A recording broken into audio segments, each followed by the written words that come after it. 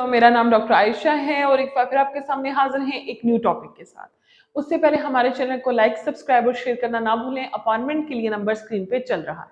चलिए अपने टॉपिक की तरफ चलते हैं। आज का जो हमारा टॉपिक है वो है बेड रेस्ट कितना करना चाहिए हमल में, या फिर ऐसी कौन सी कंडीशन है जिन पे कंप्लीट बेड रेस्ट मैंडेटरी है।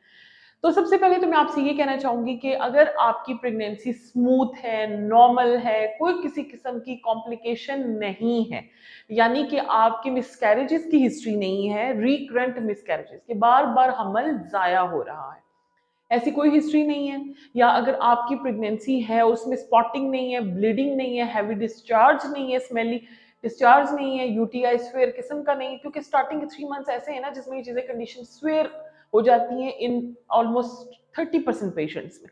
और अगर ऐसा कोई सीन नहीं है जिसकी वजह से कि आपको कंप्लीट बेड रेस्ट करना पड़े, तो आप अपनी एक्टिविटी नॉर्मल कंटिन्यू कर सकते हैं, जैसे कि आप डेली रूटीन में रखते हैं नॉर्मल। जरूरी नहीं है कि प्रेगनेंसी में आप उसको चेंज करें। अगर आपकी प्रेगनेंसी नॉर्मल है तो इनमें से कुछ भी नहीं है।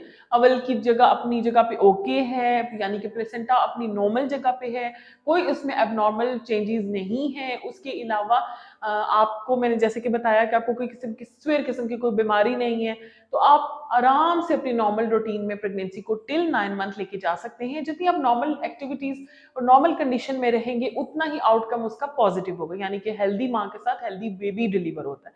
और नॉर्मल प्रेगनेंसी के भी चांसेस, नॉर्मल प्रेगनेंसी के इससे कोई ताल्लुक नहीं है, उसमें कंडीशंस होती हैं, कुछ रूल्स होते हैं, रेगुलेशंस होती हैं, जिनके अकॉर्डिंग उस क्राइटेरिया को पूरा करना होता है, देन डिसाइड करना होता है कि फर्दर ये प्रेगनेंसी नॉर्मल की तरफ जाएगी या सी सेक्शन की तरफ जाएगी। तो उसके कुछ रूल रेगुलेशन होते हैं, कुछ क्राइटेरिया होते हैं। इसी के साथ मैं अब आपको बताऊंगी कि ऐसी कौन सी कंडीशंस हैं जिसमें कंप्लीट बेड रेस्ट को हम प्रेफर करते हैं।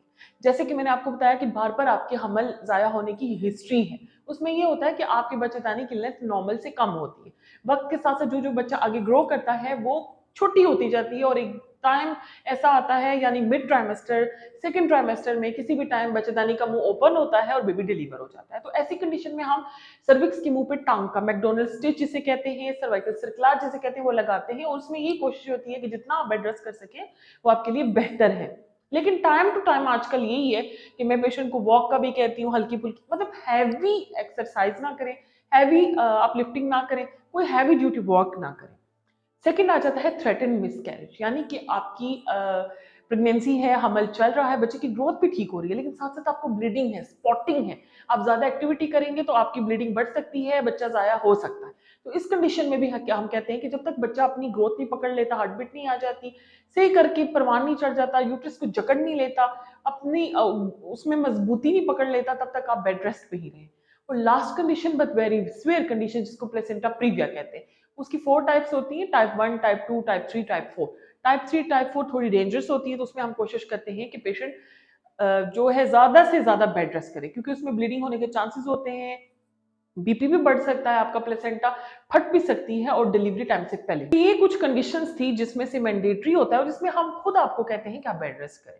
इसी तरीके से हमारे कोलीग्स हैं, डॉक्टर्स हैं, जूनियर डॉक्टर्स हैं, वो जब हमें कहते हैं कि प्रेगनेंसी है, हम मैटरनिटी लीव्स पे जाना चाहते हैं, तो उनके लिए भी हमारी ये रिकमेंडेशन होती है कि अगर आपकी कोई इनमें से कॉम्प्लिकेशन नहीं है, आप नॉर्मल एक्टिविटी में अपने 9 मंथ गुजार सकते हैं, तो बेटर यही है कि आप टर्म तक कोशिश करें कि आप जो जो अपनी एक्टिविटीज हैं, आप जॉब पे भी आए, अगर बैठ के काम है तो भी करें, एक्टिविटीज नॉर्मल रखें, एक्सरसाइज हल्की फुल्की वॉक भी करें, लेकिन आप जब टर्म पे आते हैं तब आप एंड पे मैटरनिटी लीव्स ले सकते हैं। इससे बेटर यही होगा कि आपका रिजल्ट पॉजिटिव होगा, आप हेल्दी रहेंगे, बेबी हेल्दी रहेगा, और नॉर्मल डिलीवरी के ज्यादा चांसेस होते हैं। चलिए इसी के साथ हमें इजाजत दें, अपना ख्याल रखें। होप सो आपको वीडियो पसंद आई होगी।